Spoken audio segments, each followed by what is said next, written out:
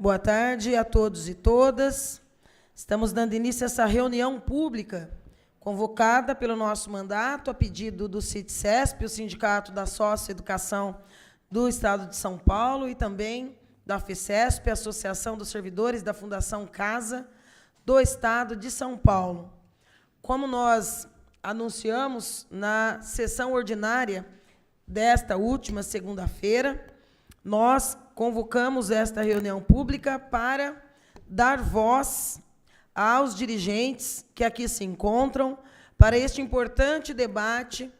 A categoria que se encontra em estado de greve desde o início deste mês de maio, eles e elas que trabalham com a socioeducação no Estado de São Paulo e que, infelizmente, vem encontrando uma resistência questionável por parte do secretário e também por parte do governador Tarcísio, na abertura do diálogo em torno dos temas que são caros para os trabalhadores do setor.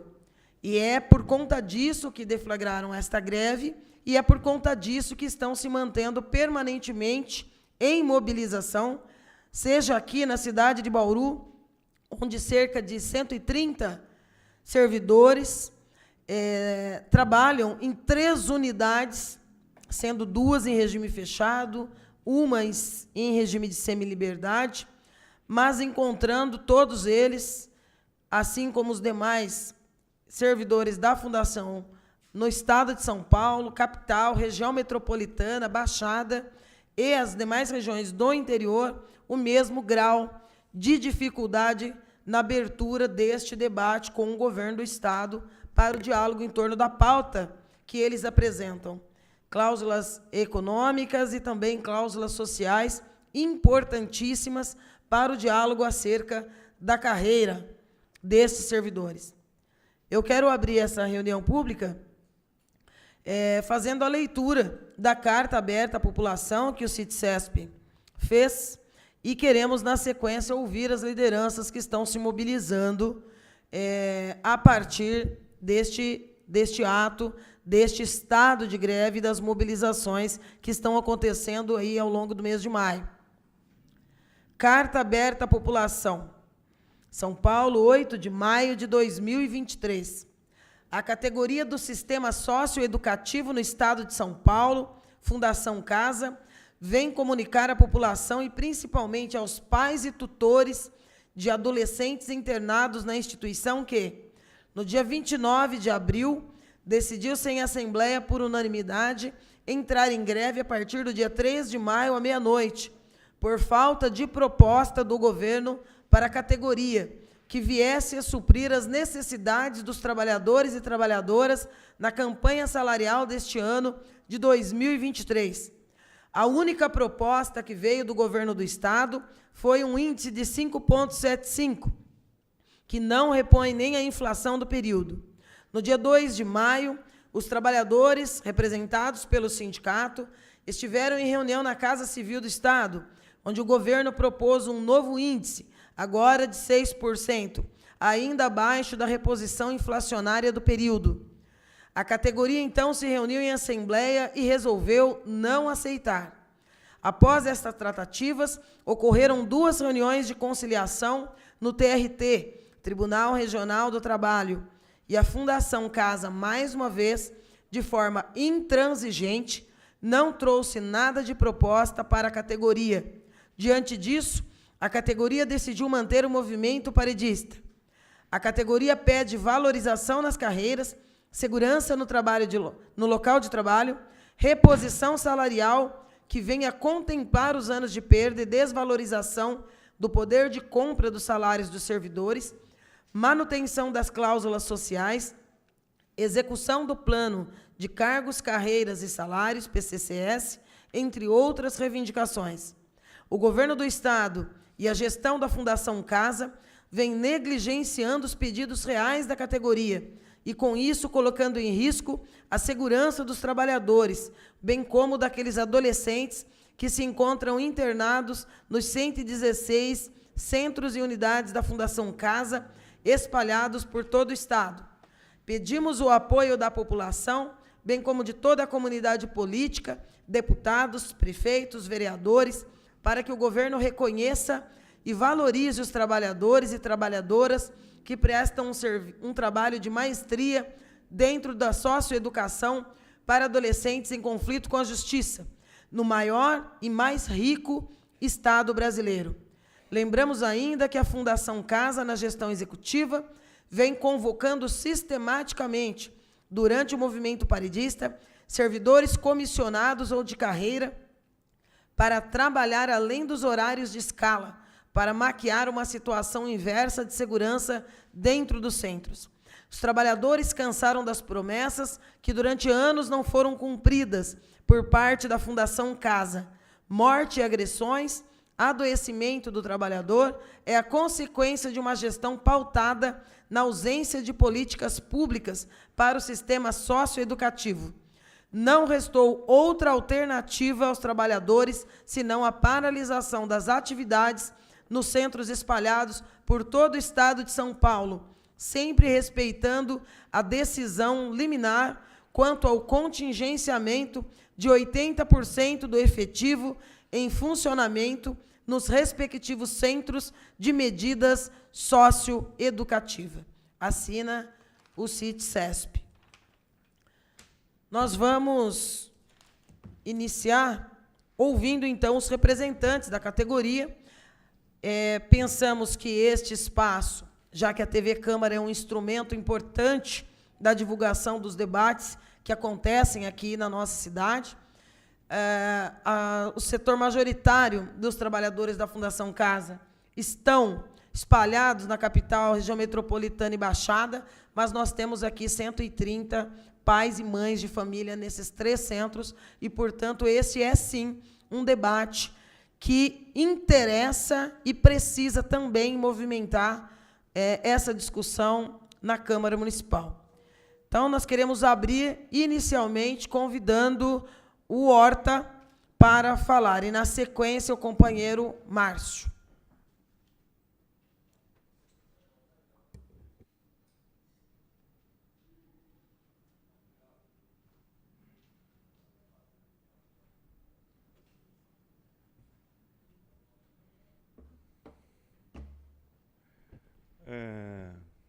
Boa tarde a todos e a todas presentes, boa tarde a todos que estão nos ouvindo.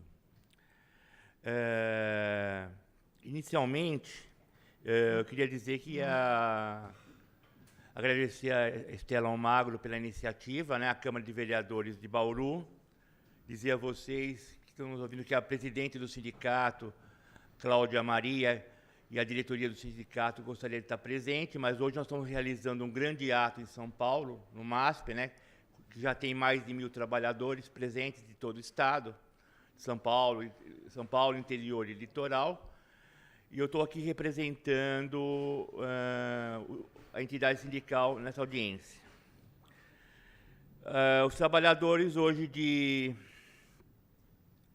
Bauru acordaram triste, né, com a notícia do falecimento de uma colega de trabalho, colega, amiga, guerreira, parceira de luta, a Mariane, que faleceu em virtude de uma doença.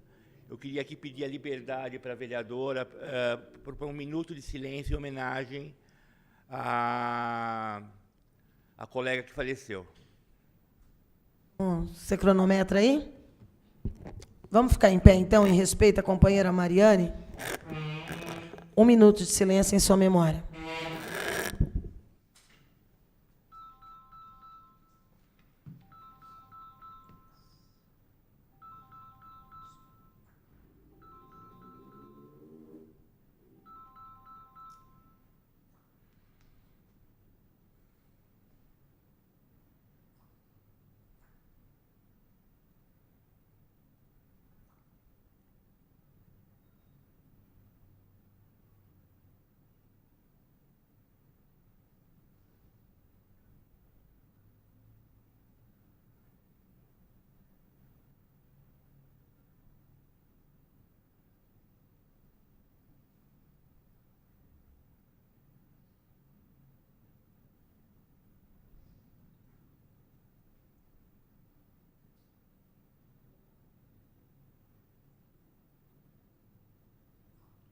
Obrigado. Dando prosseguimento, os trabalhadores da Fundação Casa decidiram em assembleia, no último dia 29 de abril, entrar em greve a partir do dia 3 de maio, devido ao governo do Estado de São Paulo, o governador Tarcísio, né, que recebeu apoio de muitos, inclusive, dos trabalhadores da Fundação Casa, ter virado as costas para nossas reivindicações, né, e não ter proposta nenhuma que atenda a nós, trabalhadores. É preciso ressaltar que a Fundação Casa, há 2 anos atrás, tinha cerca de 12 mil funcionários. 12 mil funcionários. E que hoje tem 10 mil funcionários. Nós tínhamos 10 mil internos na Fundação Casa, hoje tem 5 mil internos. Aqui fica um primeiro dado que nos parece estranho, né? Não que a gente queira que a Fundação Casa seja depósito de adolescentes, mas essa redução de adolescentes nos parece estranho. Até porque me parece que a segurança no estado de São Paulo, nas cidades, não aumentou. Né? A gente não está vendo esses adolescentes indo para a escola, frequentando cursos, etc. Né? Parece que o número de roubos de celulares, de carro, o tráfico continua alto, como já era antes. Então, é um primeiro dado que a gente precisa investigar na Fundação Casa, porque essa diminuição na internação, que a gente não quer que seja um depósito, mas que servia como trabalho de ressocialização desses adolescentes. Nós temos a greve do dia 29, trabalhamos durante a pandemia, de forma ininterrupta.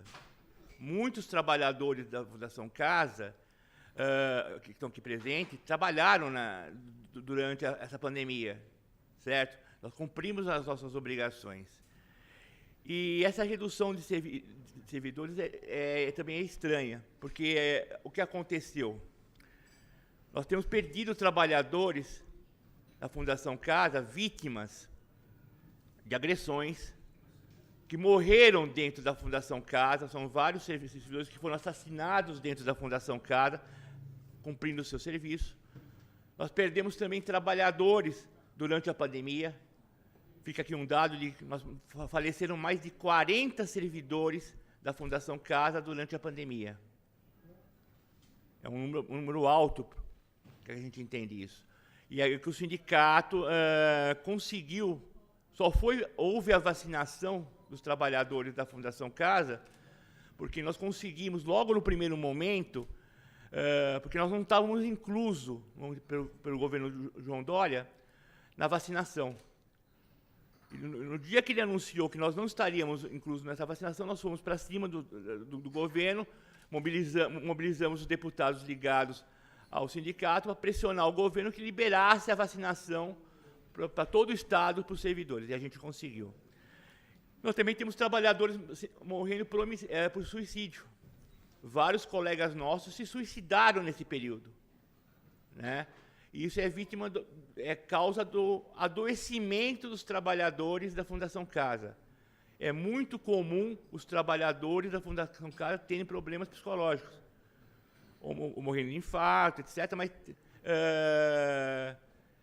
se suicidar está sendo comum por causa da pressão, da falta de efetivo de trabalhadores nos centros, pela sobrecarga e pela situação de falta de condições de trabalho e segurança.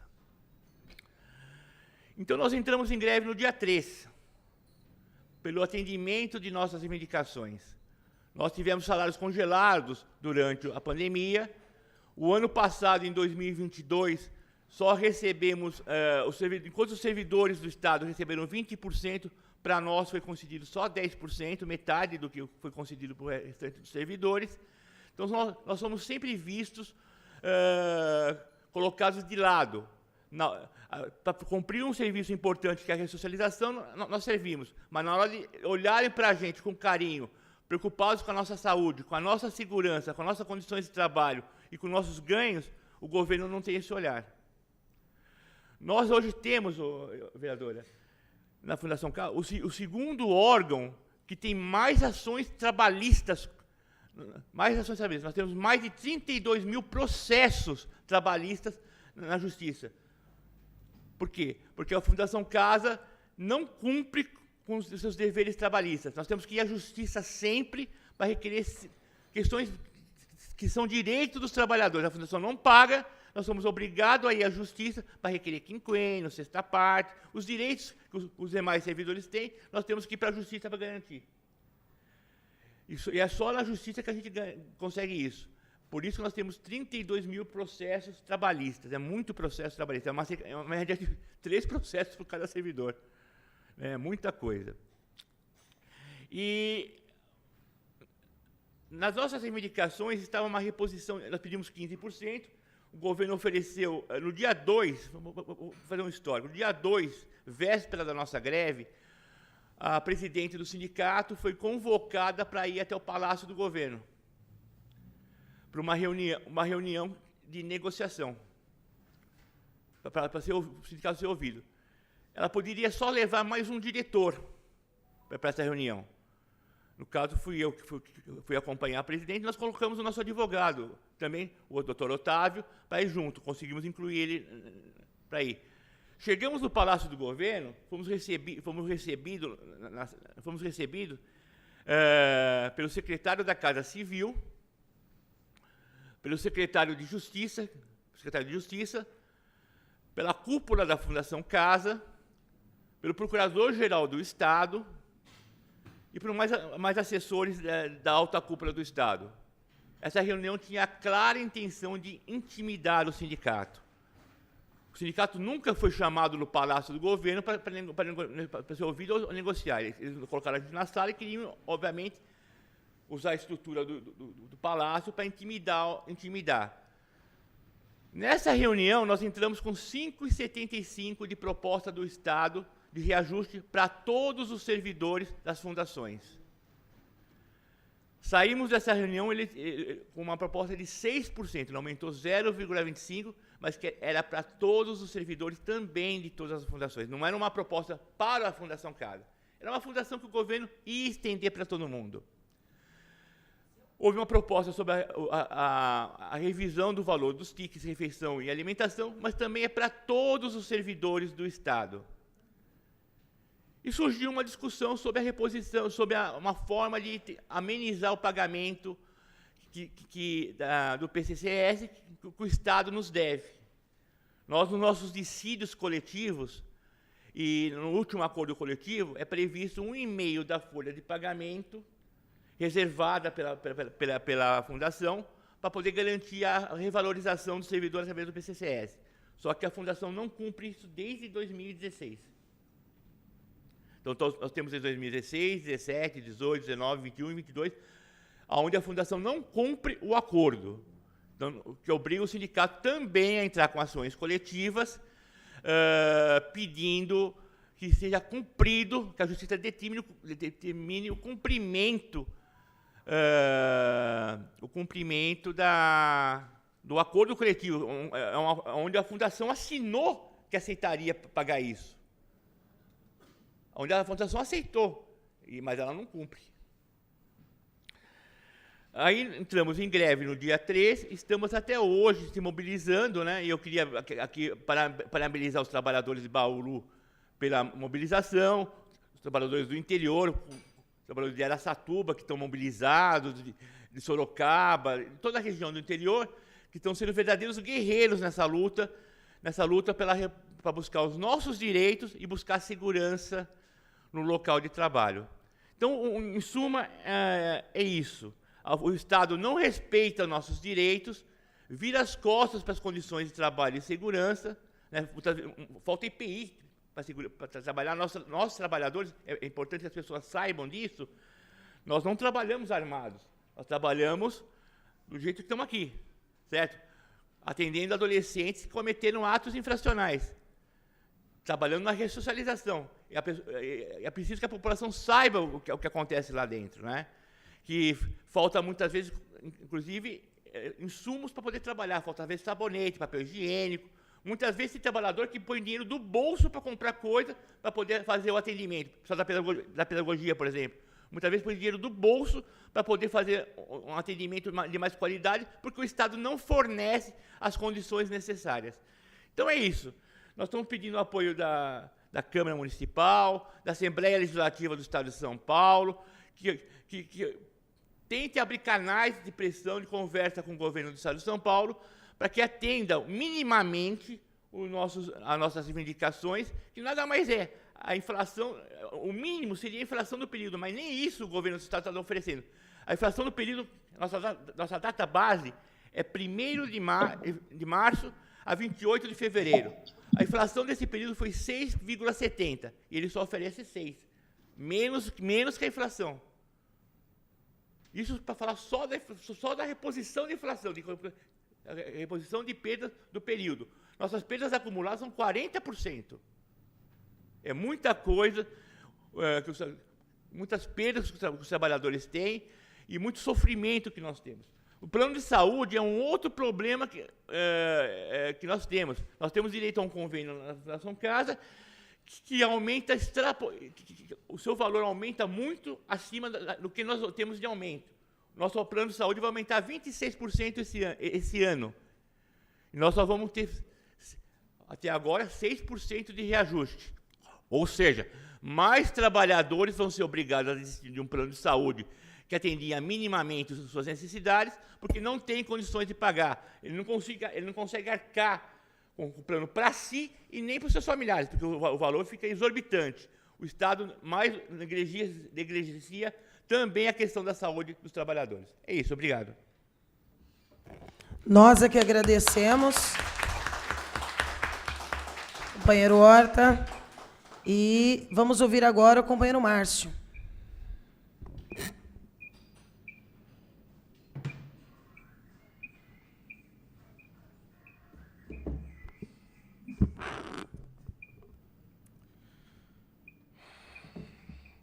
Boa tarde a todos e a todas. Eu queria agradecer a homenagem que foi feita à nossa companheira Mariane, né? Queria relembrar que, nesse momento, nós temos, além dos companheiros que estão da cidade de Bauru, da Semi-Liberdade, Casa Mandela e Casa Bauru, que estão chorando por dentro. Temos também o Cris, que é irmão dela, que é um amigo pessoal. Temos o pai, a mãe e todos os familiares. Nós tivemos uma perda, mas, como foi dito aqui, se a Mariane tivesse a oportunidade de nos falar alguma coisa nesse momento, ela ia falar para a gente continuar na luta e ir até o fim, porque nós tivemos uma guerreira que tombou no campo de batalha. Mas a nossa luta ela continua e a gente vai seguir por todos e por todas. Queria agradecer também a vereadora Estela Almagro por ter aberto esse espaço para a gente, por estar ombro a ombro com a gente nas fileiras nesse momento, e a Câmara Municipal de Bauru. E queria iniciar a minha fala dizendo que essa luta que nós estamos nesse momento é uma luta de todos. É uma luta do município, porque os adolescentes que nós recebemos são do município. Então, quando você tiver o seu celular furtado, quando você tiver a sua casa invadida, quando você vê um adolescente usando droga ou fazendo tráfico na sua região, você saiba que esse adolescente ele vai chegar na mão desses sócios educadores.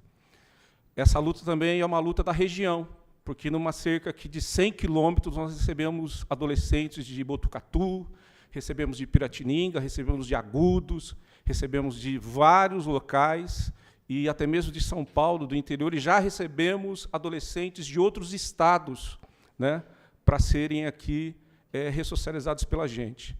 Então, essa luta é também do Estado.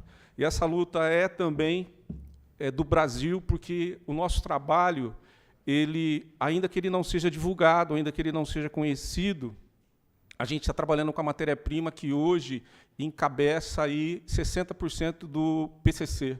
Ou seja, esses adolescentes eles são utilizados nos crimes, nos furtos, nos tráficos, porque a medida socioeducativa ela compensa para o comando, porque esses adolescentes são menores e a pena deles, a medida socioeducativa para eles, ela pode trabalhar no máximo até 3 anos ou 21 anos, que é o cumprimento. Então, essa luta ela é uma luta de todos. É uma luta da sociedade, não é uma luta exclusiva dos servidores e das servidoras da Fundação Casa. E, nesse momento, a gente chama atenção, por quê? Como servidor público do Estado de São Paulo, há 22 anos na área da segurança pública, lotado na Secretaria da Justiça e na Fundação Casa de Bauru, eu entendo que os adolescentes infratores privados de liberdade, eles devem ser ressocializados, mas não à custa de se criminalizar o trabalho dos servidores, que é o que tem acontecido, vereadora. A gente trabalha lá com os adolescentes infratores e parece que é gente que é o criminoso, parece que é gente que somos agressores, parece que nós somos aqueles que estamos ali para lutar contra a medida. E aqui, na sua maioria, todos nós somos pais de famílias, nós somos mães de famílias, e muitas vezes nós somos tratados como criminosos. Nós somos tratados como criminosos pela corregedoria, nós somos tratados como criminosos, muitas vezes, quando a gente entra com uma ação trabalhista, a gente é tratado como criminoso, muitas vezes, quando a gente vai pedir uma melhoria nas nossas escalas de trabalho, a gente é tratado de forma assediados, muitas vezes, e a gente não é o criminoso, a gente não cometeu crime, nós prestamos concurso público, a gente passou por capacitação, nós estamos aqui com psicólogos, estamos aqui com assistente social, estamos aqui com pessoas que fizeram o seu curso, fizeram a sua faculdade, advogados, várias pessoas que se prepararam para fazer o cumprimento da medida socioeducativa. E nós passamos por uma prova, nós não fomos entregar currículo na casa de ninguém, nós não fomos pedir cargo para ninguém, e a gente entra dentro de uma unidade simplesmente pedimos que seja trabalhado dentro dessa unidade o material que é o mais importante, ou seja, o material humano. E muitas vezes nós somos tratados como criminosos. A segurança, o corpo técnico, a área psicológica, a área de assistência social, educacional, pedagogia, a saúde, a enfermagem, os dentistas e a parte operacional, todos são educadores. Nenhum desses cargos citados são criminosos. São criminosos. E, muitas vezes, o governo trata a gente como se a gente fosse criminoso. A gente não está indo pedir esmola na casa de ninguém, a gente só quer o reconhecimento porque o feijão subiu, o arroz subiu, tudo subiu, a escola subiu e o nosso salário. Primeiro falaram na pandemia, quantos servidores aqui pegaram Covid e ficaram internados. Temos aqui o Dorival, que ficou internado lá durante vários meses, porque no trabalho, na frente, fazendo escolta, atendendo na enfermagem, atendendo na escola, atendendo na parte educativa, esses servidores ficaram doentes, cuidando do filho do outro. Quantas mães deixaram o filho em casa, quantos pais deixaram a família em casa e foram lá para frente para poder trabalhar com esses adolescentes. E nós somos vistos como os criminosos. Parece que nós estamos à margem da justiça. E isso que muitas vezes nos faz dizer o seguinte: nós vamos lutar sempre, nós vamos vencer às vezes, mas a gente não vai desistir. A gente vai continuar batalhando, a gente convoca a sociedade, aonde estiver chegando essa audiência pública, a gente faz esse apelo. Nós devemos ser tratados como os educadores, precisamos de respeito, cada um no seu cargo, na sua individualidade, na sua função de origem e na sua capacidade. A Fundação Casa do Estado de São Paulo já foi a primeira no Brasil na ressocialização dos adolescentes. Ela recebeu esse reconhecimento, também no reconhecimento dos seus servidores. Quando eu prestei concurso para a Fundação Casa, a média de salário para você entrar na Fundação era 5,5 mínimos. Ela já foi referência. Mas hoje, infelizmente, é melhor você vender chup-chup no pedágio, é melhor você fazer outra coisa, porque não chega nem a 2 mínimos. E eu penso assim no interior, quem recebe 2 salários mínimos aqui no interior, que é uma média inicial aí, eu penso naquele que está em São Paulo, aquele que está lá que precisa do metrô, aquele que está lá que precisa se deslocar, aquele que está lá, muitas vezes, ele sai 4, 5 horas da sua casa para poder chegar no plantão, muitas vezes. Se você tiver um atraso, você é assediado, você é mostrado, se você colocar um atestado, você não pode ficar doente, você não pode fazer nada, você é super-homem e você é visto como marginal, infelizmente. Hoje, o destaque da Fundação Casa é porque ela está entre os piores salários no ramo socioeducativo do Brasil.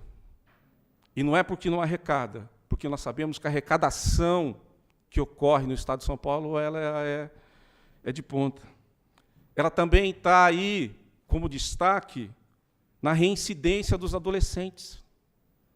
Na reincidência, os adolescentes saem, tem adolescente que chega e não fica 2, 3 dias fora e volta, porque ele não conseguiu receber a medida de forma correta, porque é pressionado muitas vezes para que você não faça o seu trabalho da forma que deve ser feito. Não há respeito maior com o maior patrimônio da entidade, que são os seus servidores, as suas funcionárias e os seus funcionários. Não há respeito às leis trabalhistas. Agora, o presidente vem e diz que fez um excelente trabalho lá na região de Minas, um trabalho de ponta, todo mundo feliz, parte educacional feliz, e ele vem e fala que ele está surpreso, que ele passou pela pegadinha do malandro, que ele não sabia que existiam tantos processos trabalhistas, né, na secretaria que ele assumiu. Ele não foi obrigado a assumir. É um juiz de direito. E por que esses processos acontecem? Porque o Supremo Tribunal já reconheceu que nós temos direito todos à periculosidade. E a Fundação, na sua parte jurídica, ela comete um suicídio jurídico. Qual é o suicídio jurídico? Ela fala assim, não, eles têm direito, o juiz determinou, o Supremo já determinou, mas vamos esperar eles entrar com ação na justiça. Deixa virar precatório, deixa rolar por 4, 5, 10, ou talvez, se conseguirem chegar vivos na aposentadoria, eles recebem. Um suicídio jurídico. O serviço, ele é periculoso. Ele causa risco de morte. Tivemos a perda da Mari, que foi através da saúde. Ficou enferma, mas nós temos o companheiro lá de Marília, que enfiaram uma caneta no ouvido dele depois de um culto religioso que teve na unidade. Tivemos vários servidores mortos dentro da unidade. O serviço não é periculoso? Tivemos vários servidores que estão aqui nessa tarde presente, que foram agredidos em pátio, são ameaçados, são perseguidos. O serviço é... Mas nós não vamos reconhecer. Então chega um momento, quando é benefício, eles falam assim, não, vocês não têm direito à periculosidade, vocês não têm direito à sexta parte, vocês não têm direito ao quinquênio, porque vocês são estatutários. Ah, beleza. E aí, quando a gente sai de greve, fala, não, vocês não têm direito a fazer greve porque vocês são seletistas. Então, é um suicídio jurídico. E não tem ninguém acima para falar assim, jurídico, vocês estão fazendo errado. Não pode ser feito dessa forma. O plano de cargos e salários da Fundação é o mais comprido, mais longo do mundo. Tem servidor com 10, 15, 20 anos de carreira que não evoluiu. Qualquer carreira que aconteça no mundo, se o cara entra na PM, se ele ficar 20 anos, ele muda de cargo, ele sobe, ele pode ser sargento, ele pode ser tenente, ele pode ser avaliado. Se o cara entra em qualquer serviço público, o juiz de direito que está ali, ele pode evoluir, chegar a ser um desembargador. Nós não.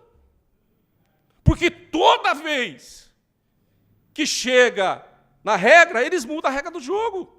E o juiz vai e não obedece ninguém. Decisão judicial não obedece, não cumpre. Acordo coletivo não cumpre. Quando nós entramos, prestamos um concurso, tinha um edital, o edital do concurso não cumpre. E quem fiscaliza? E quem fiscaliza? Será que acima do secretário? Será que acima do... Não tem fiscalização? Por quê? Porque muitas vezes nós somos vistos não como sócio-educadores. Não se cumprem os editais, não se cumprem os planos de cargos e salários, servidores com 10, 15, 20 anos sem evolução. Não se cumprem as determinações judiciais, não se respeita o direito à periculosidade, ao quinquênio, à sexta parte, nada. Você pede e parece que você está pedindo uma obrigação. Parece que você está se manifestando e não há investimento. tudo que existe hoje de material eletrônico dentro da fundação, que não funciona, você pega um rádio e não funciona, você quer falar com uma outra ala, aconteceu uma situação do adolescente que está passando, não funciona porque é alugado. Nada é patrimônio público. As câmeras que foram colocadas, que a finalidade seria ver se aquela parede que eles estão pintando lá está saindo água, e estão metendo tinta em cima, que a reforma está sendo feita nas coxas, que o investimento está sendo feito de forma errada, que a alimentação não é aquela que foi contratada. As câmaras não olham isso. As câmaras são um instrumento, muitas vezes, utilizados para corrigir o servidor, para corrigir o funcionário, para verificar se verdadeiramente você começou uma atividade de 5 minutos ou se você passou dessa atividade de 10 minutos. Que muitas vezes não é obrigação da parte de segurança e tem que fazer a parte social. E muitas vezes não é obrigação da parte social e tem que fazer a segurança. E a gente vem e pede simplesmente que seja reconhecido o nosso direito constitucional, que ocorra uma auditoria dentro da Fundação Casa pelo governo federal, que talvez o ministro aí da Justiça mande aquele e-mail dizendo assim, por que tem tanto processo rodando, vocês são os tops, vocês são o reconhecimento do Estado de São Paulo, e a coisa não funciona. Por que está tendo tanta reincidência?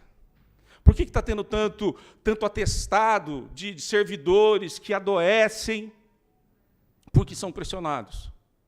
Servidores que adoecem no pátio. Difícil é o ser...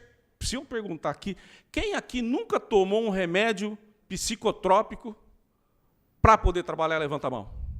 Quem nunca passou num psicólogo? Quem nunca procurou um psiquiatra? Ninguém.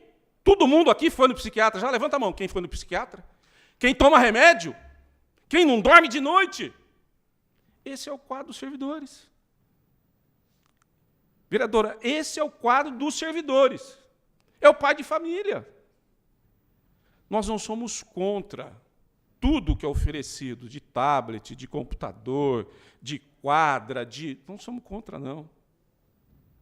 Mas o material humano que vai poder trabalhar na sociedade para reeducar, para cumprir a medida do SINASE e do ECA, o material é humano.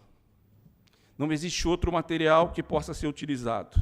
E hoje, sabe o que acontece com a gente, Estela? A gente está aqui e o pessoal pega essas gravações, pega tudo isso e fala assim, vamos puxar a vida daquele lá, vamos ver o que ele tem, quantos atestados ele tem, o que ele está passando, vamos ver o que ela faz, e se levanta uma perseguição de forma direta. Mas eu queria mandar o recado seguinte, eu prestei concurso, se vier para cima a gente vai do mesmo jeito também. Entendeu? A gente acredita que ainda entre os injustos existe justiça. Hoje, toda a tecnologia que está colocada lá, de câmera, rádio, TV, computador, tudo que você vê é terceirizado. A gente chega até a ficar meio desconfiado, né, que talvez alguém esteja conseguindo um benefício em ficar fazendo esse aluguel, né, de algo que poderia ser público, de algo que poderia ser mantido, como é falado aí, mas é destinado a terceiro. Hoje, o investimento em tudo, na construção de centros, reformas desses centros, manutenção desses centros, estão ocorrendo. Então, a gente vem aqui, nessa tarde, de forma muito simples, de forma muito aberta, dizer que essa luta não é nossa. Essa luta, ela é de todos. E o sistema socioeducativo no Estado de São Paulo, ele já faleceu. Só falta jogar uma pá de cal. E já tentaram várias coisas. Tentaram fazer PPP de parceria privada, aí chama ONG, aí chama isso, aí chama aquilo, faz o que fizeram aqui na casa Nelson Mandela. Não, agora nós chegamos com a solução. Agora nós chegamos com o remédio. Vamos trazer a área privada e vamos misturar com a pública e vai funcionar. E o que foi provado? Não funciona. A solução está em investir no servidor. Cumprir o que diz o edital, cumprir o que diz o PPP, reconhecer que nós estamos adoecendo. Estela, não há concurso. Não há concurso público. A média de salário, de idade aqui, eu estava lá na paralisação em São Paulo, e você faz aquele panorama, né? Você dá uma olhada na galera, e não dá para você assobiar para nenhuma gatinha e nem um gatinho. A média é tudo 30 anos para cima. E a hora que você vai conversar com as irmãzinhas, com os irmãozinhos, não tem nem novinha. Não tem novinha lá? Não tem novinha. Eu sou gatão. Ele é DiCaprio, pelo menos, né? Mas, tirando a brincadeira, a gente está envelhecendo. Hoje foi provado que a vida ela é um sopro. E é dentro disso. Talvez a Mari, nas outras manifestações que ela saiu, o sonho dela é o sonho que a gente tem aqui hoje. É o sonho de ser reconhecido, é o sonho de ser valorizado, é o sonho de poder chegar hoje, quando você vai numa loja abrir um carnê, você vai, muitas vezes, fazer um boletinho. Sabe aquele boletinho que ninguém de vocês tem? E você fala assim, eu sou sócio educador, eu trabalho na Fundação Casa, as pessoas já dão um passo para trás. Por quê? Porque, infelizmente, não fomos nós que construímos essa imagem. Essa imagem foi construída por aqueles que muitas vezes estão no comando, de mostrar somente e de perseguir somente a categoria. E todos aqueles que muitas vezes foram colocados de forma injusta, foram demitidos de forma injusta, eles são reintegrados pela justiça. Queria agradecer ao Juarez também, nosso parceiro de luta, ao advogado do sindicato, Estela Almago, do PT, que vem, né, e nos apoia, a Câmara Municipal de Bauru, esse local que é para acontecer a oportunidade para que o povo possa falar, a tribuna do povo. Agradecer a todos vocês e falar para vocês assim, a gente não vai retroceder. Nós podemos fazer a diferença. Nós somos a diferença. Não somente dentro do sistema socioeducativo, mas dentro da cidade de Bauru, no estado de São Paulo e no Brasil. Eu agradeço a todos, que Deus nos abençoe.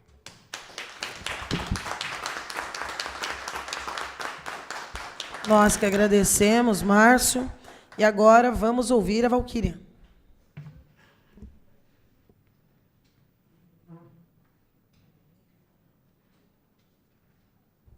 Queria também avisar que está acompanhando virtualmente a nossa reunião, o Israel de Souza, o Otávio Tuena, Sil Luan e o Vanderlei Caetano. Boa tarde, pessoal. Boa tarde para quem está à distância nos acompanhando. Eu quero só fazer um adendo, uma continuidade, uma complementação a respeito do que meus colegas já falaram aqui, porque quando se falou em diminuição de internação de adolescentes, a própria imprensa divulga que aumentou o nível de periculosidade dos adolescentes. Então, não que eles estejam mais bonzinhos, né? Alguma coisa aconteceu aí na lei, isso nós percebemos durante a pandemia e permanece, que os adolescentes só estão chegando na Fundação Casa quando cometem atos infracionais muito mais graves do que antes, né? Então, a impressão que eu tenho que está deixando de trabalhar a base, a essência desses problemas. E, quando se fala em adoecimento, o adoecimento que vem de fundo emocional, como a doença dessa amiga que hoje foi embora, é causada pelo emocional. É rara, é de fundo hereditário, mas teve o fator desencadeante, o gatilho. E esse gatilho, gente, nós que trabalhamos na Fundação Casa sabemos, e estou colocando a seu par e ao par de quem está nos acompanhando, ele ocorre quando nós somos cerceados de ter uma vida social. Porque se nós formos num churrasquinho, vai fazer falta no nosso salário, na nossa conta de água, na nossa conta de luz, na prestação da casa, na prestação do carro. Então, a gente vai deixando de participar. Quando nós entramos na Fundação Casa, eu, há 21 anos atrás, eu passei por um mês de capacitação. E esse um mês foi muito trabalhado a questão da união dos funcionários e também para que os funcionários não deixassem de ter vida social. Naquela época, já era dito pelos gestores, supervisores da Fundação Casa, que vieram nos dar essa capacitação, que os funcionários da Fundação Casa, com o tempo, adoeciam, ou tornavam-se dependentes de algum tipo de droga, a maioria delas o etílico, ou então dependente de psicotrópico, né? Que é a droga lícita, que eu digo sempre que é a droga autorizada e controlada pelo médico.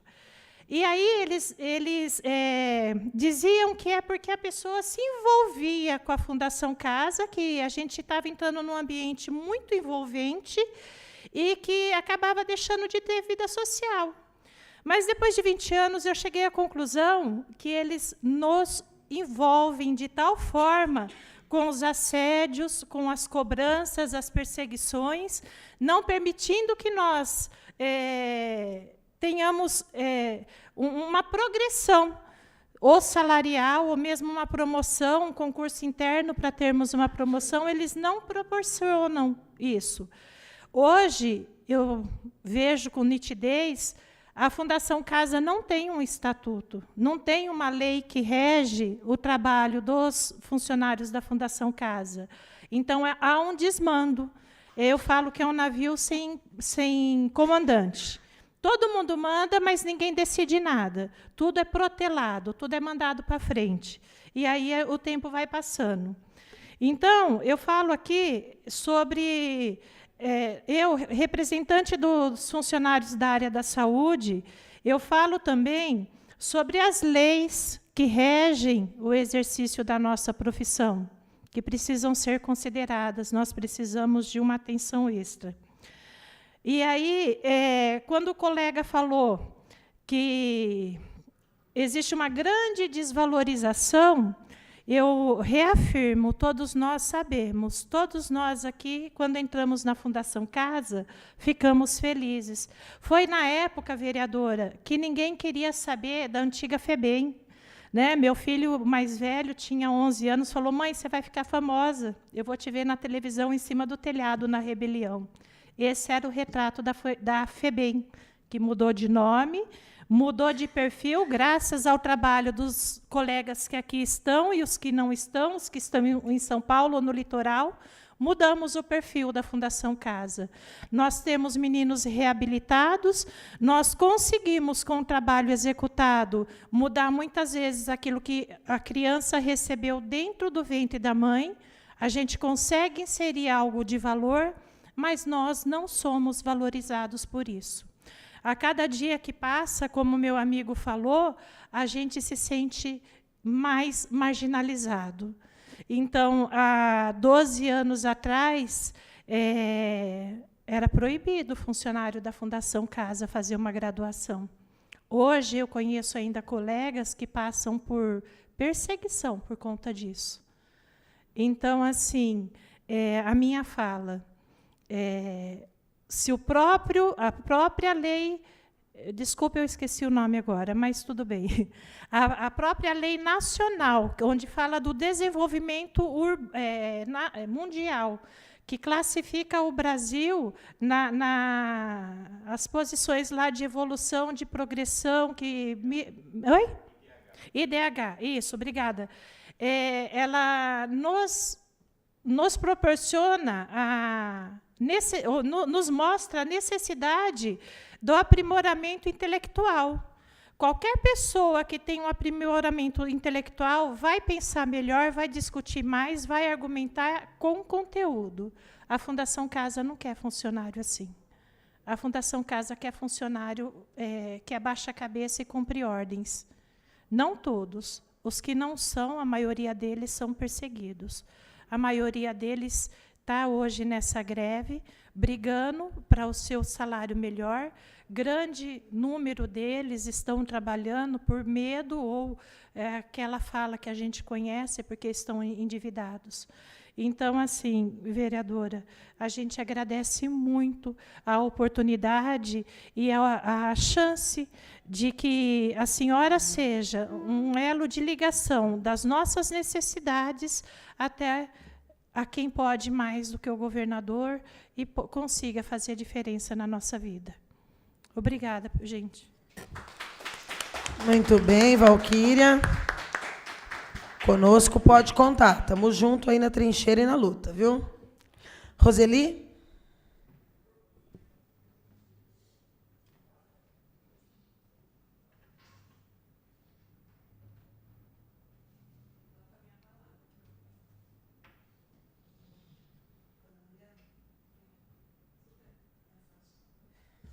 Boa tarde. Boa tarde a todos. Eu queria primeiro me desculpar pela condição que eu estou aqui hoje, mas a gente tem que ser forte, a gente precisa ter força, acreditar em Deus. Quero, antes de tudo, agradecer Estela por ter nos aberto essa porta, agradecer cada companheiro de trabalho que esteve, está e estará com a gente no decorrer dessa nossa jornada, e dizer que, diante de tudo que foi dito aqui, ratifico tudo que foi dito e pouco consigo acrescentar, porque foi dito a mais pura verdade em relação ao nosso trabalho, em relação à nossa doação. E eu sinto muito que essa instituição, fundação, tenha perdido tanta gente capaz, ou para a morte, ou para uma saída precoce do trabalho, por uma desistência do sonho de educar, por uma desistência de luta. Muita gente pode dizer, mas é tão simples, se para você é tão pesado, é só escolher outra coisa para fazer. Eu ouvi isso de peritos do INSS. Escolha outra coisa para ser feita. Mas eu escolhi na vida ser educadora. Eu escolhi na vida lutar pela possibilidade de transformação. E eu sou mulher, eu sou mãe, eu acredito em Deus. E Deus está me dando uma oportunidade de fazer um pouco por aqueles que tanto precisam da gente, e Ele ainda nos paga um salário no final do mês. Então eu tenho que fazer o meu melhor. Eu tenho que acreditar nessa possibilidade e fazer o meu melhor. E eu preciso ter a certeza de que a empresa para a qual eu trabalho reconhece o meu valor como profissional, a minha vontade de mudança, e que ela reconhece que eu, como cuidadora, e tantos outros amigos como cuidadores, também precisam ser cuidados. Não só de forma clínica, não só através de um médico, de um psiquiatra, de um psicólogo, mas através do reconhecimento, através da valorização do seu trabalho, através da valorização dos riscos que a gente corre, porque a gente sai todo dia para trabalhar, e como disseram os nossos colegas, nós saímos para ir para o trabalho, mas a gente não sabe se a gente volta. E quantos dos nossos colegas nem estavam trabalhando e se depararam com uma situação que não os deixou voltar para casa? Então, isso é muito sério. O não cumprimento de todos esses itens que foram relatados aqui, em relação a dissídio, em relação a PCCs, em relação ao cumprimento de tudo que a própria fundação algum dia assinou lá, que ela assumia o compromisso conosco, esse não cumprimento cabe a quem? Fiscalizar e fazer com que seja cumprido. Nós temos hoje o apoio de um sindicato que luta com a gente, que está junto. A gente tem uma política forte aqui da cidade que está junto com a gente. Nós temos colegas de trabalho extremamente conscientes para essa batalha. Mas, além disso, quem vai poder olhar por nós? Porque a nossa massa, a nossa matéria-prima, não é um tijolo. que se eu coloquei errado aqui, eu mudo ele de posição e a gente acerta. São vidas em desenvolvimento. São adolescentes que precisam de gente que ame o que faz. E a gente só continua porque a gente gosta do que faz, porque quem não gosta, na fundação não sobrevive.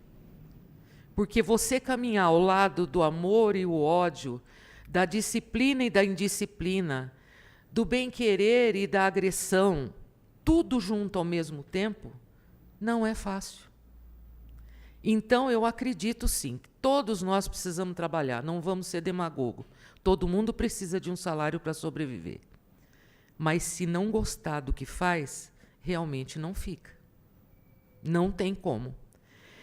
E qual é o olhar da Fundação para nós? Eu queria poder perguntar isso para o presidente da Fundação Casa. Por que que o servidor da Fundação Casa é sempre olhado como o último do último, do último, do último?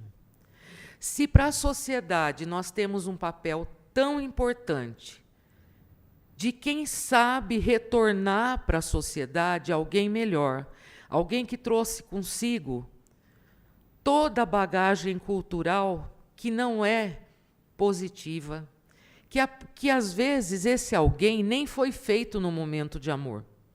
O momento da concepção desses meninos, às vezes, foi num momento de ódio, de estupro, de violência. Então, o problema já começa lá.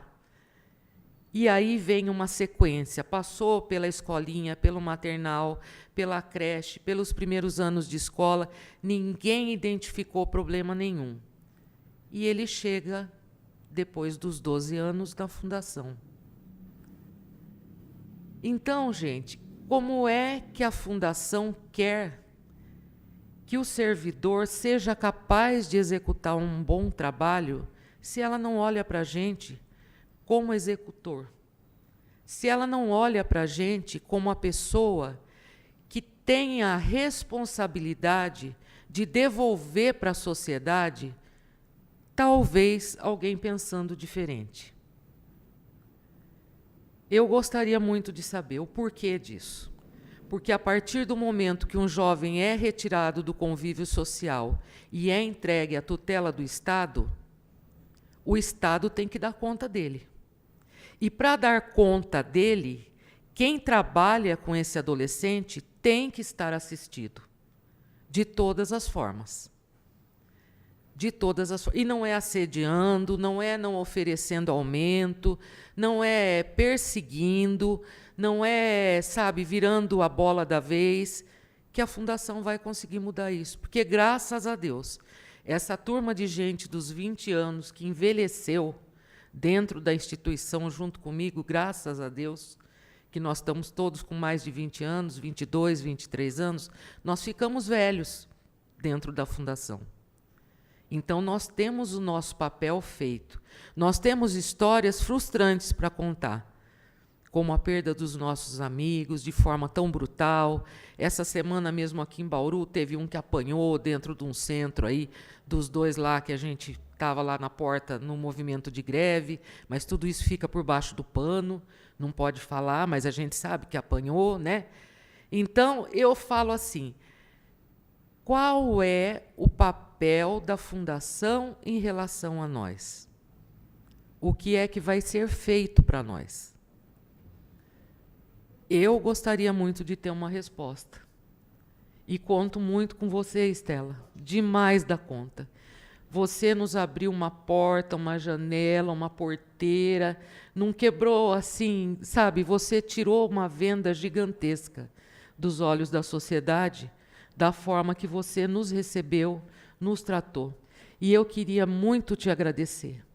Apesar de hoje ser um dia muito triste para todos nós, mas o nosso muito obrigada para você, por essa casa, por todos aqui de Bauru, pelos meus colegas que estão aqui, pelos que estão assistindo lá de casa, longe, por aqueles que estão em São Paulo hoje numa luta gigantesca, junto com uma outra parte do sindicato, brigando pelos nossos direitos. Muito obrigada. Muito obrigada. Mas fica aqui o meu apelo ao Judiciário, o meu apelo ao Ministério Público, o meu apelo à sociedade em geral, Vamos começar a cobrar, vamos pedir uma auditoria nessa fundação. Tem muita coisa errada. E o menino que foi colocado lá pelo Estado, ele tem o direito de receber o melhor de nós, de receber o melhor do Estado e ser devolvido para a sociedade como um cidadão, como alguém capaz de construir o seu futuro. E não fazer parte de uma estatística simplória de números só para poder justificar o uso de verba. O que eu tinha para falar é isso, gente. Obrigada, viu? Nós é que te agradecemos, Roseli. E agora vamos ouvir o Juarez.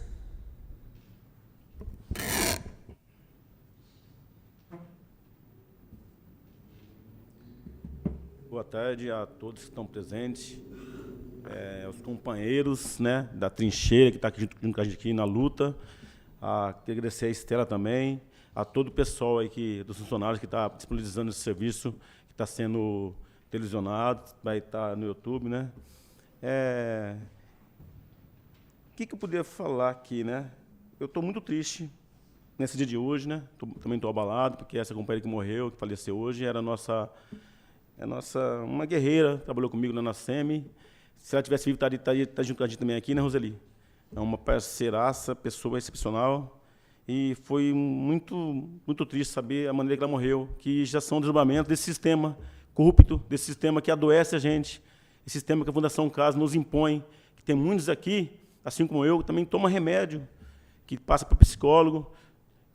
E essa é mais uma morte que devemos lembrar, para que nós sejamos mais fortes, porque é o sistema nos adoecendo a cada dia, e a gente vê que ano a ano se repete e nós não vemos solução. Infelizmente, é uma perda muito grande. Eu queria também contar aqui para vocês uma historinha que eu mesmo inventei, para poder mostrar essa nossa realidade. Eu encaro a Fundação Casa como um barco, mas não um simples barco, gente, um barco luxuoso, suntuoso, um iate com 3 andares. 3 andares. E quando a gente entra na Fundação Casa, é como se a gente estivesse subindo aquela rampa daquele barco. É bonito de se ver por fora, muito lindo, muito para inglês ver. Mas quando você passa da porta da fundação para dentro, você vê que já começa a separação de pessoas. Os funcionários de pátio são encaminhados de maneira grotesca, de maneira quase que brutal. São encaminhados para a parte do porão, ali onde ficam os remos. Vamos imaginar aqui, pessoal, como fosse um barco negreiro, um barco de escravos. Somos colocados lá. Eu tenho meu som para falar, porque hoje eu estou meio abalado, né? Mas somos colocados lá como se estivessem acorrentados. Aí chegam os gestores, entram também, tudo da mesma forma que a gente entra, pela porta, para aquele barco bonito, são encaminhados para o andar de cima. Vão para o convés, onde naquelas salas que eles ficam, tem cadeiras, almofadas, ar-condicionado, água e, pasmem, cafezinho, que para nós, às vezes, quando chega, é porque o pessoal faz uma vaquinha para comprar. Imaginem vocês que na unidade não tem nem um copinho descartável, e quando tem, é aquela míngua. E para eles lá tem tudo. Os gestores ficam na sala com ar-condicionado, cadeiras confortáveis, e aí chega a ordem lá de cima do governo. Imaginem vocês estão dentro de um barco, lá a ralé, os funcionários de pátio remando. Chega a ordem lá do governador.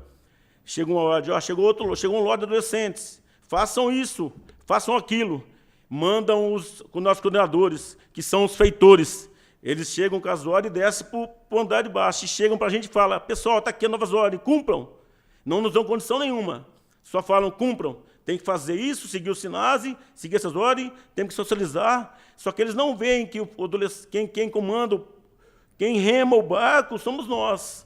E nós sabemos, a hora que a gente olha o adolescente, vê lá o adolescente andando para o pátio. Todos nós conhecemos, porque os psicólogos, os técnicos, os pedagógicos que levam a casa no peito, que são os heróis, são os funcionários do pátio, os escravos que estão lá.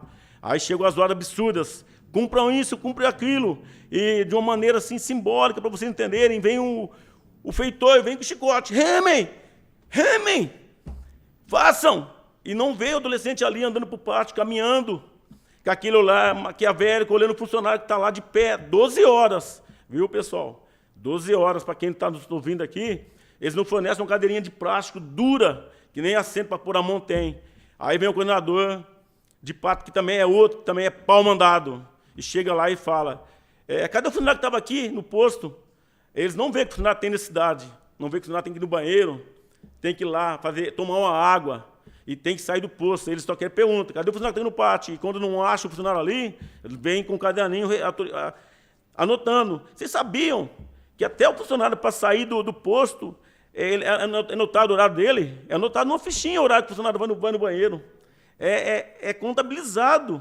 Isso aí, na avaliação de competências, isso aí tem um peso muito forte. O funcionário ele é desvalorizado, ele não recebe a nota para poder avaliar, subir de grau. Uma que também não está tendo uma avaliação desde 2000, faz uns 4 anos que a gente não é avaliado. Mas voltemos ao protagonista da história, o adolescente. O adolescente está lá no pátio, maquinando, olhando o funcionário lá, tentando achar maneira de driblar, de entrar na psicologia do funcionário. Porque ele sabe que está ali 12 horas no pátio, são 12 horas ininterruptas. Fica ali sofrendo, ele fica maquinando. Como nós vamos pegar esse funcionário? E vai lá na mente do funcionário, começa com historinha, começa a andar para lá e para cá. Só que o funcionário ele faz para ele psicólogo, ele sabe como o moleque está andando para lá e para cá, maquinando. Ele chega, o que o funcionário faz? Papel de psicólogo, chama o adolescente lá, ô jovem, vem aqui, vamos conversar um pouquinho.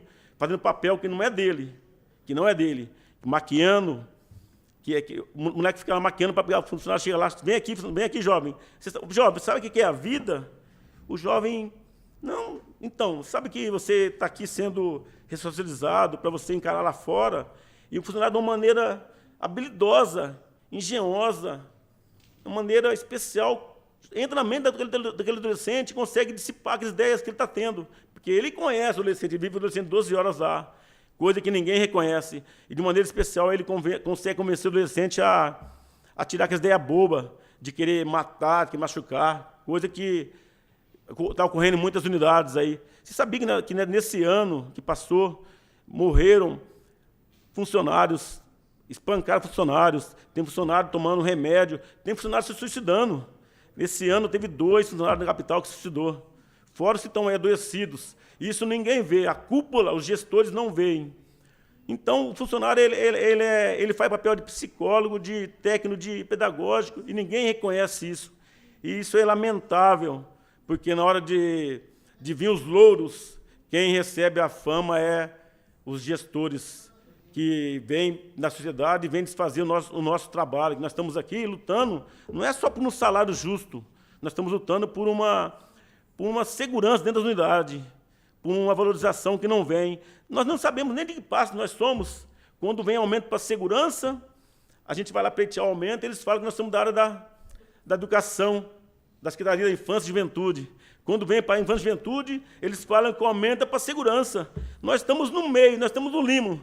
E esse barco, gente, esse barco que a gente está remando, é o barco que está indo rumo ao inferno. Porque nós estamos eu não sabemos nem o que nós somos. Eu não sei se nós somos da segurança, pedagogia, do. Então, é lamentável. Nós temos que rever esse sistema corrupto. Temos que rever esse sistema corrupto que nos leva cada vez mais para baixo. E eu fico muito triste de que, ano após ano, essa mesma luta, todo mês de março, nós temos que fazer greve, vir pegar os guerreiros que estão, as guerreiras, ir lá para as trincheiras e tentar conseguir um aumentinho melhor. Ofereceram para a gente, Estela, 6% e uma avaliação que já está no PPP do ano passado, que não se cumpriu. E a gente recusou, é lógico. Todo mundo, a maioria foi lá do sindicato e se reuniram e recusaram. Aí eles vêm com a historinha de que retiraram a pauta dos 6%. Hoje, na capital, está tendo vários atos em prol da nossa categoria. Conseguimos parar, semana passada, a Marginal Tietê. Conseguimos ir lá na LESP, fomos na Secretaria da Justiça, Fomos lá, chamamos lá o secretário. Cadê que eles atendem? Não atende, parece que somos invisíveis. Somos trabalhadores invisíveis. Só que ninguém quer ir lá, entrar na unidade e tomar conta do adolescente que foi lá, que matou. Não estou aqui querendo incriminar o adolescente, que cada um sabe o grau. Só que o adolescente está lá, ele matou, ele roubou, ele traficou. E nós somos tratados como adolescentes. Quando a gente entra lá dentro, nós que somos, parece que é dá uma inversão de valores aqui dentro, lá dentro da fundação. Eles nos tratam como os problemáticos.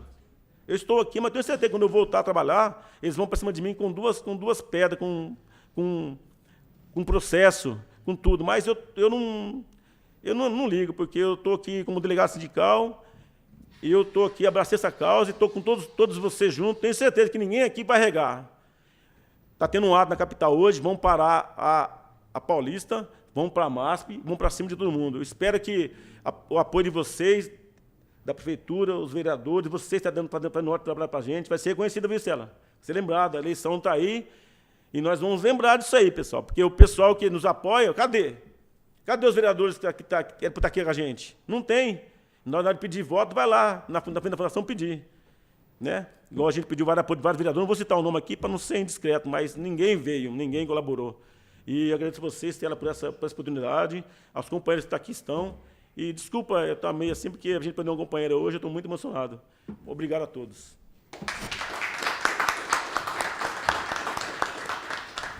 Esse processo de apagamento, Juarez, de invisibilidade do movimento, faz parte do curso do processo histórico, né? Ainda a luta de classes está mais em voga do que nunca, né? Só não vê quem não quer. E aí essa tentativa de invisibilizar e de apagar é para enfraquecer. Eu falo isso constantemente aqui. Eu acompanho muito de perto a luta dos trabalhadores, seja a categoria que for, do serviço público municipal. Hoje nós temos cerca de 7.000 servidores municipais. Mas o retrato do assédio no serviço público é uma realidade. Isso da falta do equipamento, da falta do produto, da falta do instrumento de trabalho, isso de levar de casa. A última diligência que a gente fez aqui pela Comissão de Fiscalização e Controle numa UPA, além da superlotação, falta de medicamento, falta de servidores, a gente ainda encontra o servidor que levou o mouse de casa, o teclado de casa, porque aí o trabalhador, né, vai lá para um atendimento, demora, porque quebrou ali, vai brigar com quem? Não vai brigar com a prefeita, vai brigar com o trabalhador que está ali achando que está demorando. Isso, infelizmente, é um retrato de serviço público. Estado de São Paulo, há muito tempo. Eu vi hoje uma carta, até compartilhei com alguns de vocês, que as entidades de defesa do serviço público redigiram em solidariedade à luta de vocês. E isso eu acho que é muito importante, muito significativo. Esse grau de consciência de classe. Porque não é só vocês. Vocês estão numa situação muito crítica. Mas vários outros trabalhadores de serviço, do serviço público, ao notar e se solidarizar com a luta de vocês, também é um olhar para dentro de si, né? Para ver a situação que ele está enfrentando. A gente tem aqui na cidade, inclusive eu tenho processos aqui na Comissão de Fiscalização e Controle que a gente está dando andamento, de queixas de como que se apura dentro da esfera do poder público as denúncias de assédio. E aí você vai encontrar o servidor oprimindo o servidor também. Aí você vai vendo esse processo que vai tirando de você aquilo que você realmente é, ou vai fazendo com que você negue a condição em que você vive, a sua condição enquanto servidor, você vai se sentindo o peão que virou patrão. Aí você vai encontrando um monte de capitão do mato aí, perseguindo. E esse processo é histórico. A resiliência de vocês é que pode fazer esse quadro se alterar. Os compromissos que nós assumimos aqui com vocês na reunião que nós fizemos na semana passada, as que nós reafirmamos na sessão ordinária desta segunda-feira, nós estamos reafirmando aqui agora. Nós vamos propor uma moção de apelo ao governador, não para que apenas, eu não sei o que será julgado na sexta-feira, não é? Vocês têm mais uma avaliação aí do tribunal nessa sexta. Aqui na esfera do município, a greve dos servidores acabou encontrando na decisão judicial um óbice para o prosseguimento, que até setores que historicamente tem que respeitar apenas um percentual, teve uma decisão do tribunal de volta de 100% dos trabalhadores, e isso levou, obviamente, a uma desmobilização de uma greve até certo ponto histórica, que agregou um número muito grande. Então, a gente nunca sabe o que é que a decisão vai impor. Mas eu acho que vocês resistiram muito. Os atos que foram narrados aqui são atos históricos, né? Para avenidas importantes, rodovias importantes. O Vão Livre do MASP é um palco de luta dos trabalhadores do Estado de São Paulo, assim como a Avenida Paulista. E os atos que vocês estão fazendo em todos os municípios que têm sedes, seja uma, duas, três, não importa quantos, essa luta está bonita, essa luta está dando visibilidade. Eu acho que vocês têm que continuar fazendo esse debate, e aquele compromisso que nós assumimos, nós vamos fazer. Vamos fazer a moção de apelo ao governador, não é? Que eu tenho certeza que será aprovada aqui por essa casa. Nós vamos apresentar aí na próxima semana, e faremos no sentido não só de pedir ao governador que atenda a essa pauta, mas que olhe para a fundação, né? A fala aqui de todos são muito importantes, assim, mas a gente fica tocado com falas como a da Roseli, né? Não, trabalha porque precisa ganhar. Trabalho é trabalho, né? A gente espera, obviamente, uma remuneração por ele. Mas tem trabalhos que são vocação, né? Você faz e permanece porque está vocacionada. Quando você ouve o relato como o dela aqui, de que você ouve técnicos dentro de estruturas públicas, como do INSS, de dizer, sai porque você está adoecendo, não é assim, né? Você não tem que mudar para você deixar de estar doente, você tem que mudar aquela situação que te adoece, porque alguém vai ter que permanecer. Essa responsabilidade do Estado, enquanto poder público, pela ressocialização, tem que seguir os parâmetros do ECA, não é? Do SINASE, não é? Dos critérios que levam ao Índice de Desenvolvimento Urbano, as pautas da ONU do milênio, não é? Que tem na dignidade humana, no respeito, na não violência. Parâmetros. São esses parâmetros que a gente precisa seguir. E o serviço público, eu repito, torno a repetir, bato sempre nessa tecla. Eu sou defensora do serviço público. E acho que todos aqueles que primam, que pensam, valorizam o serviço público precisam entender que não tem serviço público de qualidade sem valorização do servidor público. Porque o serviço público não é um produto que você pega na estante. Não está lá. Não é uma roupa, não é uma confecção. Vai ficar mais feia, mais bonita, mais assertiva, mais errática. É serviço humano. É produzido por pessoas. E, como tal, precisa ter essa dimensão, essa compreensão. Eu vou perguntar se mais alguém gostaria de usar a palavra, além dos que se inscreveram. Se não, nós vamos caminhar para o encerramento aqui. A reunião pública foi transmitida, né? Alguns de vocês foram aí convidados a falar com a nossa TV do Legislativo, que é um instrumento importante, que, aliás, é outro serviço público relevante, que é para levar para fora o que a gente debate aqui, não é? Está fazendo 25 anos a TV do Legislativo esse ano. Então, alguns de vocês foram aí chamados para falar. Essas falas se tornarão um boletim aqui do Poder Legislativo. É um material que vocês podem depois divulgar amplamente. A reunião foi toda transmitida ao vivo, mas fica depois ali, permanente, no site da TV Câmara, nosso canal da TV Câmara no YouTube, e pode também ser curtida, comentada, compartilhada amplamente, inclusive das falas de vocês, né? Que depois vocês vão poder encontrar lá, para poder compartilhar. A gente também sabe que aquilo que o Márcio falou aqui, o Juarez, acaba sendo perseguidos, né? Uma parte da estrutura de combater e tentar apagar e invisibilizar a luta de trabalhadores é a perseguição. É aí que o assédio se torna mais cruel, né? É o seu formato da perseguição, né? Da crítica na avaliação, né? E tem outros tipos de perseguição que a gente sabe, cada um dentro da tua área sabe como ela chega. Que você tem professores, você tem enfermeiros, você tem diversas categorias dentro do espaço de atuação de vocês. Mas tem que resistir. Não tem uma receita pronta e acabada, né?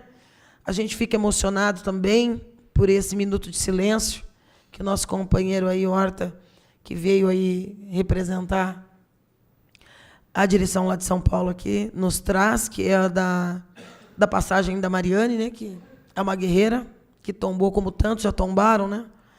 E esse quadro, mas morreu, mas não é nada, não teve nenhuma vinculação com o trabalho, né? Tudo tem, né? A fragilização da saúde, o emocional, a imunidade da gente, né? E a gente sabe que quando a mente é atacada de alguma maneira, a gente sabe que todo o restante do corpo responde a isso, né? E responde normalmente sucumbindo, né? Porque a gente sabe que realmente não é fácil. Mas a gente está nessa luta aí com vocês, contem conosco, a Câmara Municipal é Casa do Povo, independente de presença massiva ou não de vereadores. A luta, como eu disse na reunião da semana passada, com um trabalhador, com 100 ou com 1.000, a gente faz. Não é? Com parlamentares também, com meia dúzia, com os 17, a gente faz da mesma maneira. E o trabalho de vocês não é só da esfera estadual, muito pelo contrário. Está vinculado à esfera estadual, mas os adolescentes vivem nos municípios. Eu falo também sempre aqui que Estado e União é metáfora. O Estado é 645 municípios. Não tem o Estado. Onde que está o Estado de São Paulo? Não está. É aqui. Não é? São 645 Baurus, cada uma do seu tamanho. E a União é a mesma coisa. Governo federal é mais de 5.000 municípios. Não é? Não tem outra interpretação. Então, o trabalho de vocês tem razão de estar sendo debatido também hoje aqui na Câmara Municipal. Eu espero que seja exitosa para vocês, para a luta de vocês, trabalhadores e trabalhadoras, a decisão do tribunal na sexta.